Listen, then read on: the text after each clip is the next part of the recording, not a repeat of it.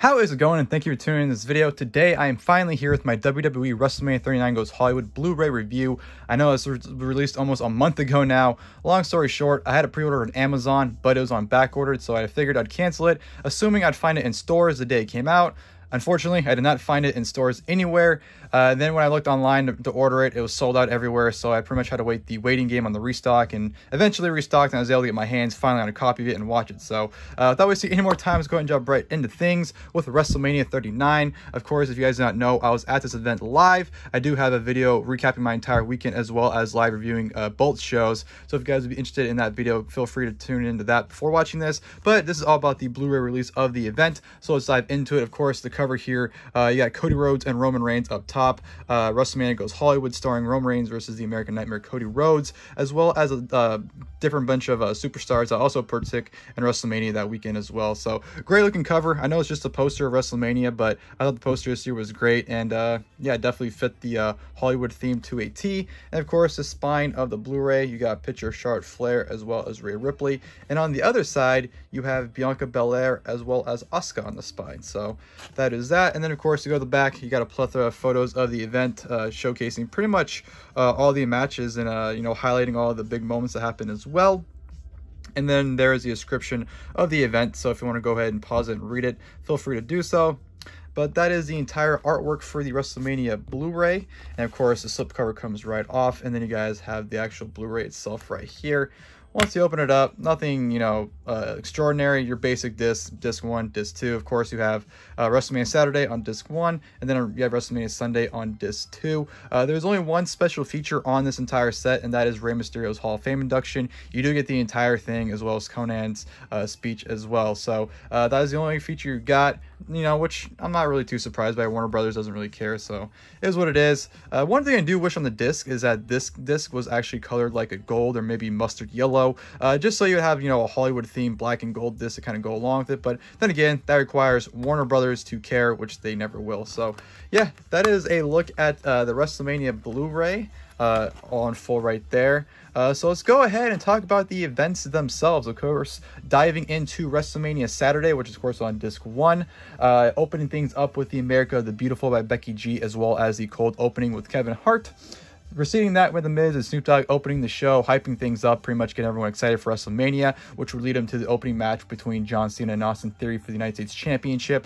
Being there live, I remember not really, you know, being that impressed with it. I kind of just thought Cena was just kind of there. But I will say, watching it back, I enjoyed it more. I thought this match was more solid than what I thought live. I definitely thought Cena got more offense than I remember him getting offense in. However, every time he got the advantage, you know, Austin Theory shut him down, whether it was biting his ear or biting his hair, and Cena got the STF on. Nonetheless, I thought for what it was a solid match. Yes, Cena's kind of running through the motions, but, you know, given where Cena's at in his career, the limitations he can provide, I thought he still went out there and had a solid performance against Austin Theory. Of course, finish came with Cena hitting the Final Shuffle, which, man, it gave me absolute chills hearing everyone going, "You can't see me" with Cena for that spot. So absolutely love that moment with Cena hitting the Final Shuffle, going for the AA, but Theory accidentally knocks the referee down. Cena puts in the STF, but isn't aware the referee's down. Theory taps out. Cena thinks he won, realizes the referee is down, turns around at Theory. Theory low blows him, hits him with the A-Town down. 1, 2, 3. Austin Theory defeats John Cena to retain the United States Championship. Like I said, I mean, it wasn't a blowaway match or anything, or it wasn't a match year contender, but I thought for the limitations Cena was able to provide, I thought him and Austin Theory had a solid opener.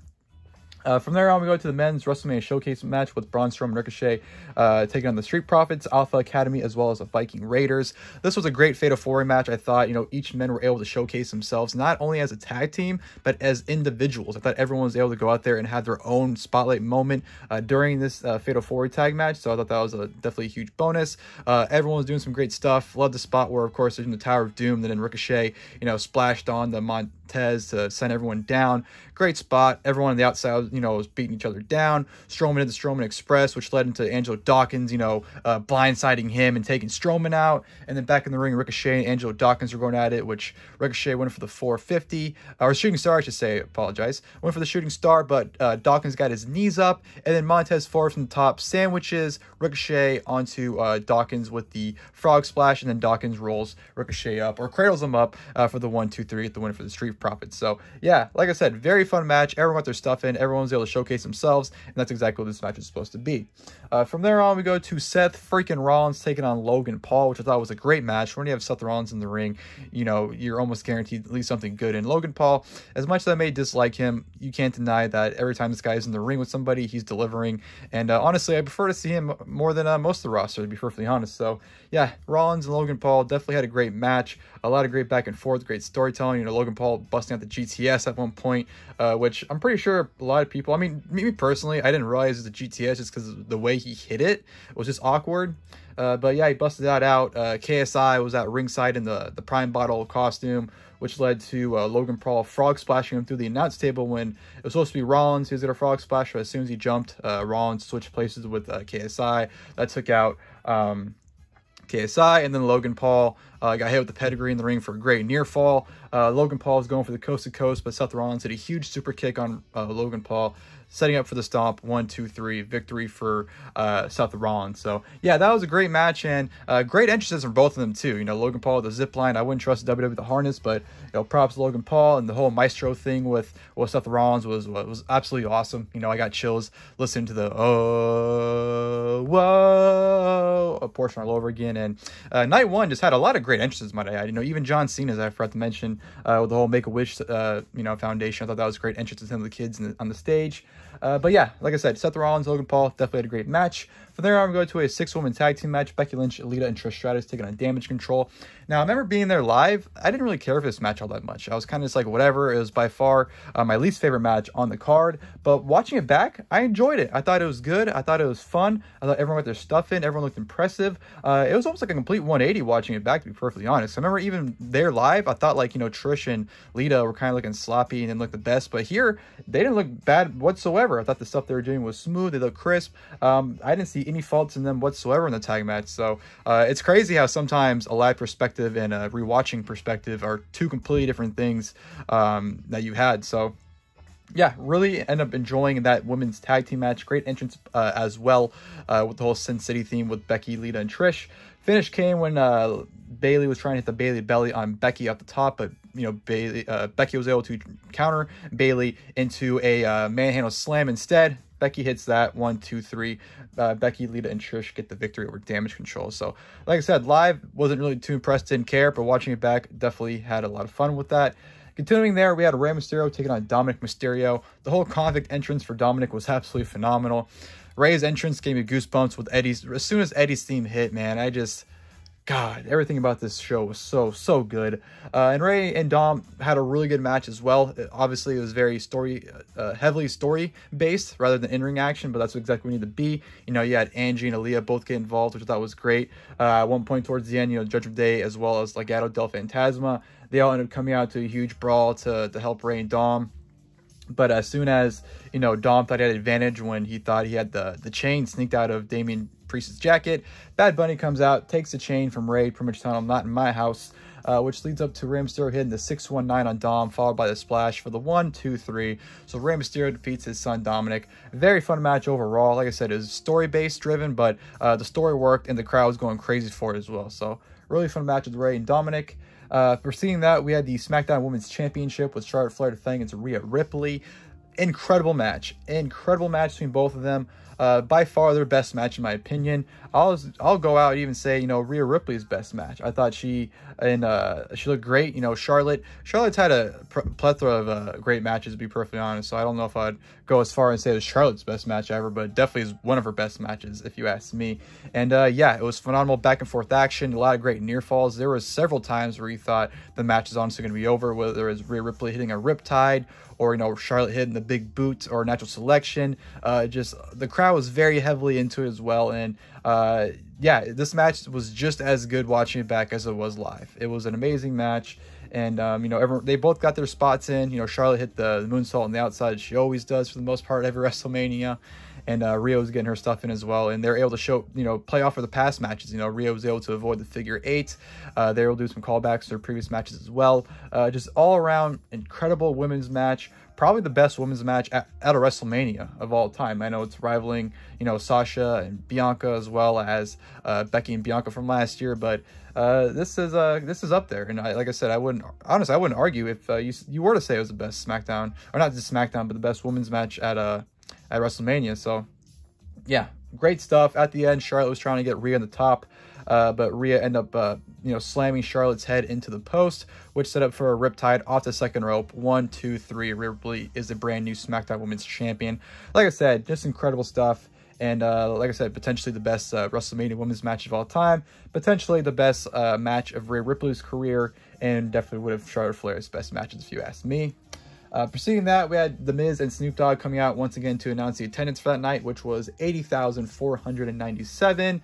That obviously led into, Miz's Open Challenge, which was accepted by Pat McAfee. And then, George Kittle got involved. And Pat McAfee ended up beating Miz with the punt kick. So, I'm not really going to go over it too much. It's just a simple little squash moment there. So, yeah, it was a nice segment. And it was nice to see Pat McAfee. And then, of course, we got the main event of that evening, which was for the Undisputed WWE Tag Team Championships. The Usos defending against Kevin Owens and Sami Zayn. Usos coming out to Little Uzi Vert, which to this day is just so random to me, but I definitely pop for him. But yeah, the match itself was phenomenal. One of the best tag team matches in WWE history, if you ask me. I will go as far and say this is my favorite tag team match in WWE since No Mercy 2002. Now, don't get me wrong. I know we've had plenty of amazing tag matches over the years. Usos New Day is just a prime example. But this was perfect in my eyes. The storytelling was phenomenal. Just the interaction was amazing. My eyes were just glued to the screen from start to finish. And it's a shame because I remember in my live review, I said that towards the latter of the match, towards the end of it, I got distracted by Johnny Knoxville above me. So I wasn't really able to pay as much attention as I would have liked. But watching it back, yeah, this was an incredible main event and definitely had every right main eventing. I know after, Charlotte and Rhea, I was kind of like, man, that's going to be hard to top. But these four went out there and did it. Amazing tag team match. The storytelling was phenomenal. The references, the callbacks, Sami Zayn getting just absolutely destroyed. He got hit with like a million super kicks. He kicked out of the 1D, the first person kicked out of the 1D since the Usos have been using it. Just the facial expressions, I can't get over how amazing this match was, and definitely can't wait to watch this one back. But towards the end of it, Kevin Owens with the hot tag worked over the Usos. Usos took out Sami Zayn. Looked like the Usos were closing on the victory, but Kevin Owens was able to end up hitting the neck breaker on Jay off the second rope, which set up Sami Zayn getting the hot tag. Hits a phenomenal huluva kick onto Jay, runs for a second one, hits it, and before it's a third, Kevin Owens hits a stunner on Jimmy to make sure he's out of commission, and that allowed Sami Zayn to hit one more huluva kick for the 1, 2, 3, and they become the brand new Undisputed WWE Tag Team Champions. Like I said, just a phenomenal match, phenomenal main event, had every right being so. All four men worked their asses off and told a phenomenal story, as well as had a phenomenal in-ring work as well. So, yeah, loved it. Kevin Owens, Sami Zayn, new tag team champions, and that was how you went off the year at WrestleMania. I mean, they showed highlights as well, a video package of WrestleMania like they do every year as well. But that was the final live moments of WrestleMania, and that was such an incredible way to end such an amazing night one of WrestleMania. I thought WrestleMania Saturday honestly will go down as one of the best WrestleManias of all time. I will put it over WrestleMania 31. I absolutely love WrestleMania 31. It was my first ever WrestleMania live, and it was an amazing show top to bottom. But honestly, I will say this topped that as my favorite WrestleMania being there. This phenomenal night one, can't get over it. Like I said, definitely will go down as one of the best WrestleManias of all time in my opinion. And moving over to, of course, WrestleMania Sunday, which was night 2. Once again, opening with America the Beautiful, but this time by Jimmy Allen. Once again, cold opening by Kevin Hart, kind of somewhat summarizing night 1 as well as promoting night 2. So that was that. And then, of course, again, as always, we had Snoop and Miz opening the show, pretty much recapping night 1, and then, again, hyping up night 2, which opened up with Brock Lesnar taking on Omos. This was exactly what I thought it was, and watching it back, I actually kind of liked it a little bit more. I thought Brock's selling was great. Him selling the back with the body slams, and, Omos working on the targeting the back with the punches. I thought that was great work from both of them. But, of course, Lesnar ended up getting 3 suplexes, went for an F5 Omos was able to prevent it because, you know, Brock was still on the back. Omos went for the finish, but Brock countered out of it into an F5. Hits the F5, 1, 2, 3. Brock Lesnar defeats Omos. So the match went exactly how you would have thought it would have went. But even watching it back, it wasn't a bad match. It was a solid 5-minute match for what it was. Following that, we had the Women's WrestleMania Showcase match, which featured Ronda Rousey, Shayna Baszler, Liv Morgan, Raquel Rodriguez, Sonya Deville, and Chelsea Green, and of course Natalya and Shotzi. Very similar format to the men's one in terms of how everyone was able to showcase themselves and get not only their stuff in as a tag team, but as individuals as well. However, I will say there were some stuff on here that just came across as sloppy, not that well. Shotzi, you know, nothing against her, but every time I watch her, she just is not good. I'm sorry, but she is not good to watch whatsoever. And, you know, everyone else has pretty much got their stuff in. Besides Ronda and Shayna, they pretty much did absolutely nothing the entire match. And then at the very end, Ronda got the tag and put in the arm breaker on Shotzi to get the win for her and Shayna. So, yeah, obviously Ronda was injured at the time, so I don't think anyone was even expecting her to really compete. But, you know, it was what it was. It wasn't, the match itself wasn't bad by any means, but, you know, it was definitely out of the two showcases, it definitely was the weaker of the two. Following that, we had an appearance by the winner of the 2023 Andre the Giant Memorial Battle Royal, Bobby Lashley. Poor guy, man. Obviously, he's supposed to wrestle Bray Wyatt on this show, but Bray Wyatt, whatever issues he's going on, unfortunately cost Bobby Lashley a match at WrestleMania. So I guess this is kind of his consolation prize to at least be on the show, but not perform on the show. So I still think they could have easily put Bobby Lashley in their match. They easily could have got something else going for him, but they didn't want to for whatever reason. So, you know, at least Bobby Lashley was able to come out and at least someone have a moment. And following that, we had the triple threat match for the Intercontinental Championship. Gunther defending against Drew McIntyre and Sheamus. This was my favorite match of the entire weekend of WrestleMania. This is the exact match I love to watch. 3 men, I mean, it doesn't matter how many people, but in this instance, 3 men just going out there and beating the holy shit out of each other. Not one person held back. You were chopping, you were kicking, you were punching, you were throwing everything you could with every full force of power you had, and that's exactly what we got here. This was just a stiff physical battle and just a fight to survive. You know, it's really what it was, a fight. I mean, hell, 2 minutes into this match, and Sheamus and McIntyre's chest were already beat red. You know, Gunther was getting his face kicked in by Sheamus and McIntyre a few times.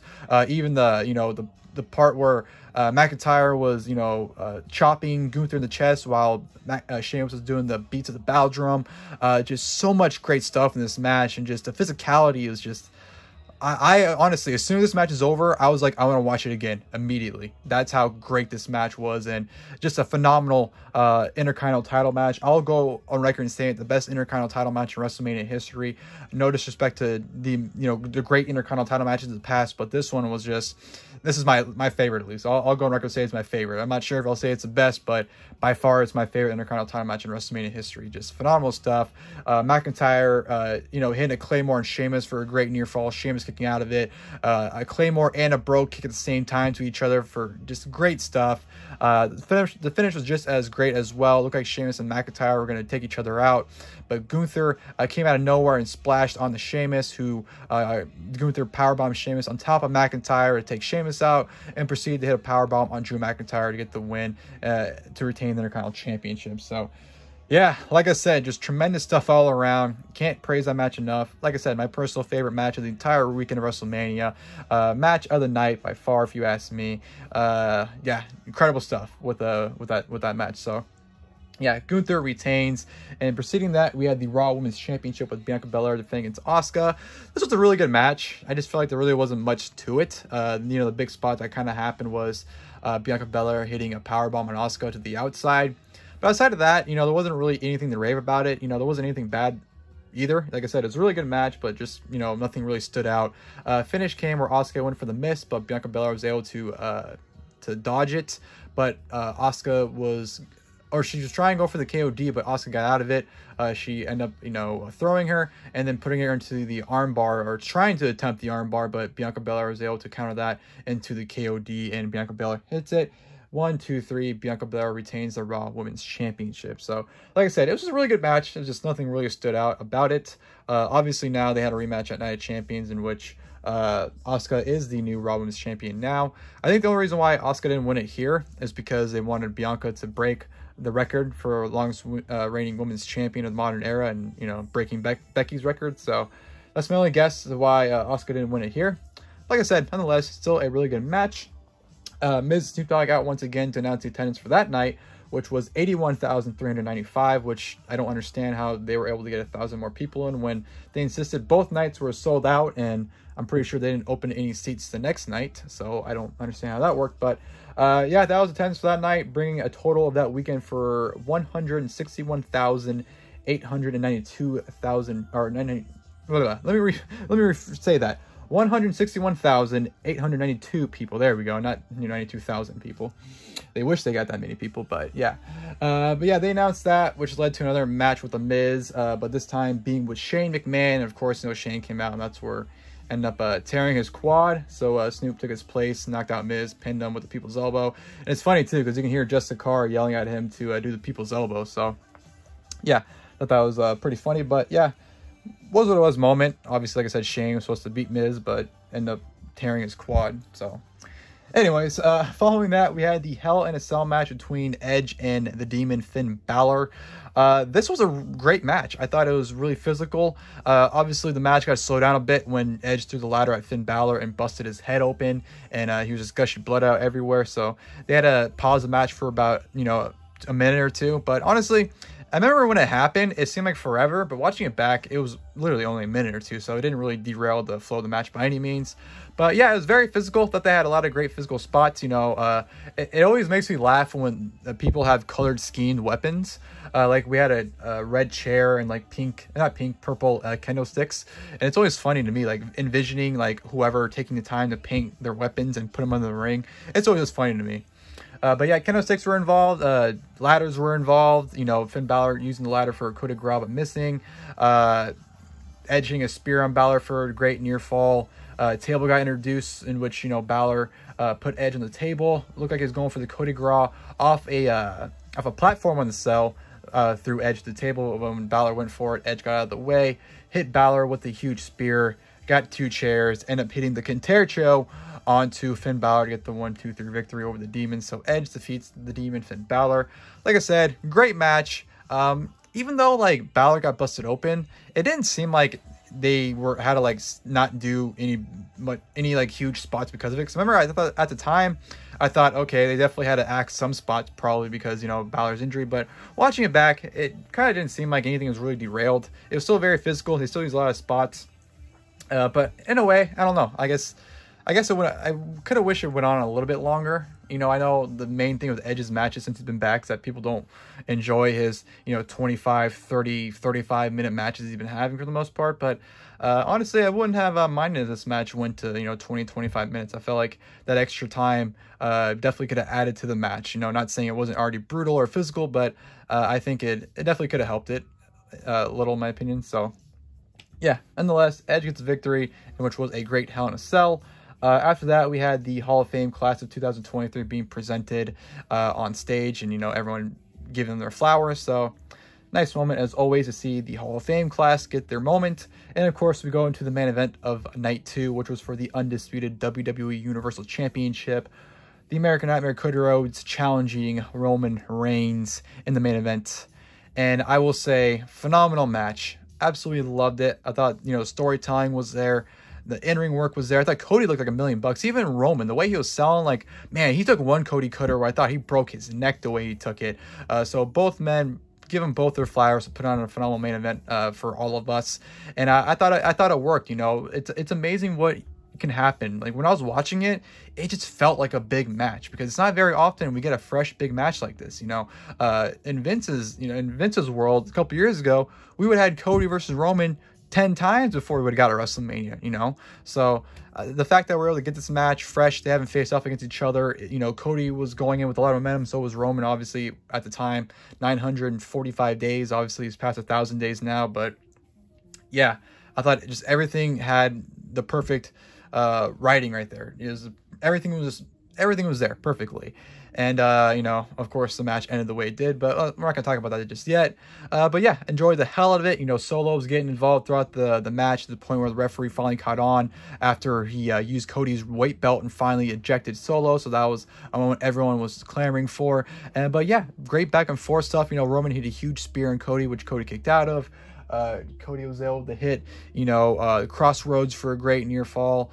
Just overall excellent back and forth between both men, and especially towards the last half of it. You know, this match was 35 minutes long, but honestly, it didn't feel that way. It felt like half of that. This match just absolutely flew by, and yeah, it was a great match. Cody finally getting the upper hand. Looked like he's going to close in on the championship, hitting the Dusty's elbow, then, you know, hitting the Goldust's fist when he goes on his back.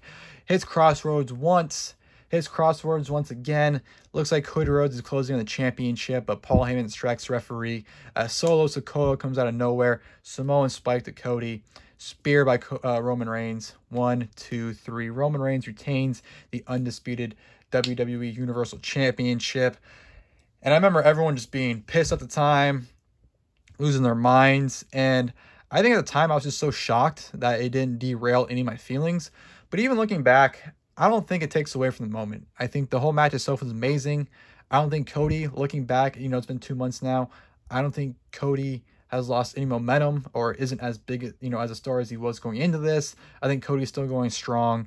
And, you know, looking back, like I said, I don't think anything negative really has come from it since then. Yes, would I prefer if Cody won that match, won the title? Absolutely. But looking back at it, I don't think, you know, anything was ruined. Looking back at it, I still think we had a phenomenal main event. Would have been, you know, would have capped it off even better if Cody would have won. Absolutely, but I'm not gonna fault the match or the show for not getting the outcome I would have desired. But yeah, Roman Reigns retains. Phenomenal main event. Then, of course, afterwards, we had the highlights of WrestleMania that night as well to end the show. But overall, WrestleMania Sunday, I know when the show happened, a lot of people were saying it was complete 180 from night one. Was the show as great as night one? No, it wasn't as exciting. It wasn't as great, I felt.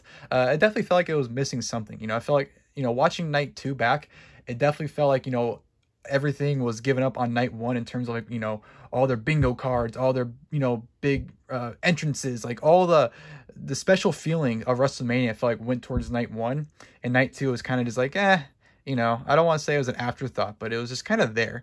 And night two, I still thought it was a great show. I don't think it was a bad show by any means. I don't think it was on the level of night one, but I still thought night two highly delivered. The main event was phenomenal. Of course, it had that incredible Intercontinental title triple threat that I just, like I said, match of the night and match of the weekend for WrestleMania, if you ask me.